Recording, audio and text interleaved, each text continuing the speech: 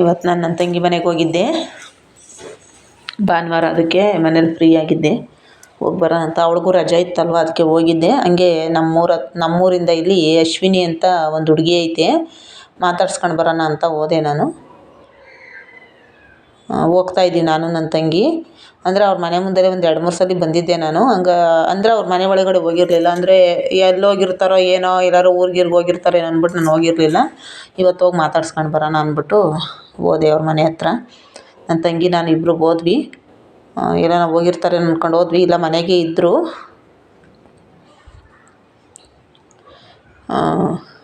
ಎಲ್ಡಪ್ಟಿಯರ್ ಇವ್ರ ಮನೆ ಎಲ್ಡಪ್ಟಿಯರ್ ಮೇಲಿರೋದು ಇವರು. ಅದಕ್ಕೆ ಹೋದ್ವಿ. ಇವಳೆ ಅಶ್ವಿನಿ ಅಂತ, ನಮ್ಮೂರಿಂದು, ಇಲ್ಲೇ ಇರೋದು ಇವ್ರೂ. ಮಾತಾಡ್ಸಿದ್ವಿ. ಮತ್ತು ಚೆನ್ನಾಗಿದೆಯಕ್ಕ ಅಂತೆಲ್ಲ ಮಾತಾಡ್ಸಿದ್ಲು. ಆಮೇಲೆ ಅವಳು ನಾನು ಸುಮಾರು ಒಂದು 3-4 ವರ್ಷ ಆಗಿದೆ, 3-4 ವರ್ಷ ಆಗಿತ್ತು ನೋಡಿ. ಹಂಗಾಗಿ ಇಲ್ಲಿರೋದು ನನಗೆ ಗೊತ್ತಿರಲಿಲ್ಲ. ನನ್ನ ತಂಗಿನೇ ಹೇಳಿದ್ದಿಲ್ಲ ಅವರೇ ಅಂತ. ಅವಲೇ ಫಸ್ಟ್ನೇ ಸಲ ನಾನು ಬಂದಾಗಲೇ ಹೇಳಿದ್ಲು. ನಾನು ಬಂದಿರಲಿಲ್ಲ ಅಷ್ಟೇ. ಅವ್ರ ಮನೆಗೆ ಯಾರೋ ನೆಂಟರು ಬೇರೆ ಬಂದು ಕೂತಿದ್ರು. ಅಂದರೆ ಅವ್ರ ಮಾವ ಇರಬೇಕು ಅನಿಸುತ್ತೆ, ಅವಣ್ಣ ಬಂದು ಕೂತಿದ್ರು. ನಾನು ಹಿಂಗೆ ಮಾತಾಡಿಸ್ದೆ. ಮಾತಾಡ್ತಾ ಟೀ ಮಾಡ್ತೀನಿ ತಡೆಯಕ್ಕ ಅಂತ ಹೇಳಿದ್ಲು. ಟೀ ಮಾಡ್ತೀನಿ ಅಂತ ಹೇಳಿ ಬಿಡು ಅಂದ್ಬಿಟ್ಟು ಕೂತ್ಕೊಂಡ್ವಿ. ಹಂಗೆ ಅದು ಇದು ಮಾತಾಡ್ತಾ ಆಮೇಲೆ ಅಲ್ಲಿಂದ ಬಂದು ನನ್ನ ತಂಗಿ ಬಟ್ಟೆ ನೆನೆ ಹಾಕಿದ್ಲು. ಇಬ್ಬರು ಹಿಂಗೆ ಮಾತಾಡ್ತಾ ಬಟ್ಟೆ ಒಗಿತಾ ಇದ್ವಿ. ನಾನು ನನ್ನ ತಂಗಿ ಮಾತಾಡ್ಕೊಂಡು, ನೀನು ಹಾಕ್ಕೊಡಮ್ಮ ನಾನು ಜಾಲ್ಸಾಕ್ತೀನಿ ಅಂತೇಳಿ ಅವಳು ಒಗಿತಾ ಇದ್ಲು. ನಾನು ಜಾಲ್ಸಾಕೋಣ ಅಂದ್ಬಿಟ್ಟು ನಾನು ನಿಂತಿದ್ದೆ ಸೈಡಲ್ಲಿ. ನಾನು ಬೆಳಗ್ಗೆ ಹೋಗಿದ್ದು, ಸಂಜೆ ಹೋಗೋಣ ಅಂದ್ಬಿಟ್ಟು ಅಲ್ಲೇ ಇದ್ದೆ. ಅದಕ್ಕೇನೆ ಸಂಜೆ ಮೇಲೆ ಹೋದ್ರಾಯ್ತು ಅಂತ ಅಲ್ಲೇ ಇದ್ದೆ. ಮನೇಲೂ ನನಗೂ ಏನೂ ಕೆಲಸ ಇರಲಿಲ್ಲ, ಇಲ್ಲೂ ಒಬ್ಬಳೇ ಇರ್ತಿದ್ನಲ್ವ, ಅದಕ್ಕೆ ಹೋಗಿದ್ದೆ.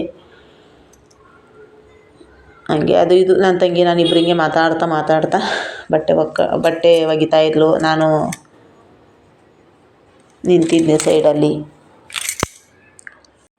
ಅಂದರೆ ಜಾಸ್ತಿ ಇದ್ವಲ್ಲ ಬಟ್ಟೆ. ಇವಾಗ ಅವಳು ಒಗಿತಾ ಇದ್ದರೆ ನಾನು ಜಾಲ್ಸಾಕ್ಬಿಟ್ರೆ ಬೇಗ ಆಗೋಗ್ಬಿಡುತ್ತಲ್ವ, ಅದಕ್ಕೇ. ಅವಳಿಗೂ ಯಾಕೋ ಪಾಪ ಹುಷಾರಿರಲಿಲ್ಲ. ಆಮೇಲೆ ಹೊಟ್ಟೆ ನೋವು ಅಂತ ಬೇರೆ ಅಂತ ಇದ್ಲು, ಅದಕ್ಕೇ. ನಾವೇನು ಯಾವಾಗಲೂ ಹೋಗಿ ಕೆಲಸ ಮಾಡಿಕೊಡ್ತೀವಿ, ಅವ್ರ ಕೆಲಸ ಅವ್ರು ಮಾಡ್ಕೊತಾರೆ. ಆದರೂ ಹೋದಾಗ ಯಾವಾಗಾದರೂ ಹೋದಾಗ ಹಿಂಗೆ ಏನಾದ್ರು ಒಂದು ಕೆಲಸ ಇದ್ದರೆ ಮಾಡಿಕೊಟ್ಟು ಬಂದರೆ ಅವಕ್ಕೂ ಏನೋ ಒಂದು ಖುಷಿ. ನಮ್ಮ ಅಕ್ಕ ಬಂದು ಮಾಡಿಕೊಡ್ತಲ್ಲ ಅನ್ನೋದೇನೋ ಒಂದು ಖುಷಿ ಇರುತ್ತಲ್ವ, ಅಷ್ಟೇ, ಇನ್ನೇನಿಲ್ಲ. ಯಾವಾಗಲೂ ನಾವೇನು ಹೋಗಿ ಮಾಡಿಕೊಡ್ತೀವ ಪಾಪ? ಯಾವಾಗಲೋ ಒಂದು ಟೈಮು ಏನೋ ಒಂದು ಕೆಲಸ ಮಾಡಿಕೊಟ್ಟು ಬರಬೇಕಷ್ಟೆ, ಹಿಂಗೇನಾದ್ರು ಕೆಲಸ ಇದ್ದಾಗ. ನನಗೂ ಟೈಮ್ ಪಾಸ್ ಆಗುತ್ತೈತೆ, ಸುಮ್ಮನೆ ಕೂತ್ಕೊಂಡು ಯಾಕೆ ಕಾಲ ಕಳಿಬೇಕು ಅಂದ್ಬಿಟ್ಟು. ನನ್ನ ವೀಡಿಯೋ ಯಾರಿಗೆಲ್ಲ ಇಷ್ಟ ಆಗುತ್ತೆ ದಯವಿಟ್ಟು ಸಬ್ಸ್ಕ್ರೈಬ್ ಮಾಡ್ಕೊಳ್ಳೋಗೆ, ಲೈಕ್ ಮಾಡಿ. ಇಷ್ಟ ಆದರೆ ಇಲ್ಲೊಂದು ಲೈಕ್ ಕೊಡಿ, ಮತ್ತು ಅನ್ಸಬ್ಸ್ಕ್ರೈಬ್ ಮಾಡ್ಕೋಬೇಡಿ. ನಮಗೂ ಒಂದು ಸಪೋರ್ಟ್ ಇರಲಿ. ನಾನು ವೀಡಿಯೋಗಳು ನಾನು ನೋಡ್ತಾ ಇರ್ತೀನಿ, ಎಲ್ಲ ಯಾಕೋ ವ್ಯೂಸು ಕಮ್ಮಿ ಬರ್ತಾಯಿದೆ, ಮತ್ತು ಸಬ್ಸ್ಕ್ರೈಬರು ಕಮ್ಮಿ ಆಗ್ತಾವ್ರೆ, ಜಾಸ್ತಿ ಆಗ್ತಾರೆ, ಕಮ್ಮಿ ಆಗ್ತಾರೆ. ದಯವಿಟ್ಟು ಯಾರು ಅನ್ಸಬ್ಸ್ಕ್ರೈಬ್ ಮಾಡ್ಕೋಬೇಡಿ, ನಮಗೂ ಒಂದು ಸಪೋರ್ಟ್ ಇರಲಿ. ಕಮೆಂಟ್ ಮಾಡೋರೆಲ್ಲ ಕನ್ನಡದಲ್ಲಿ ಕಮೆಂಟ್ ಮಾಡಿ, ನಿಮ್ಮ ಅಭಿಪ್ರಾಯ ಏನೈತೆ ತಿಳಿಸಿ, ಕನ್ನಡದಲ್ಲಿ ಕಮೆಂಟ್ ಮಾಡಿ, ಅಷ್ಟೇ ನಾನು ಕೇಳ್ಕೊಳ್ಳೋದು. ನನ್ನ ವೀಡಿಯೋ ಯಾರೆಲ್ಲ ನೋಡ್ತೀರಾ ಅವ್ರಿಗೆಲ್ಲ ಧನ್ಯವಾದ. ನೋಡಿ, ಇಷ್ಟು ಬಟ್ಟೆ ಎಲ್ಲ ಒಗೆದ್ವಿ, ನಾನು ನನ್ನ ತಂಗಿ ಇಬ್ಬರೂ ಇಷ್ಟು ಬಟ್ಟೆ ಎಲ್ಲ ಒಗೆದಾಕಿ ಬಂದ್ವಿ. ಪಾಪ ಅವಳಿಗೂ ಏನೋ ಒಂದು ಖುಷಿ ಆಯ್ತು ಇವತ್ತು. ಎಲ್ಲರಿಗೂ ಧನ್ಯವಾದ.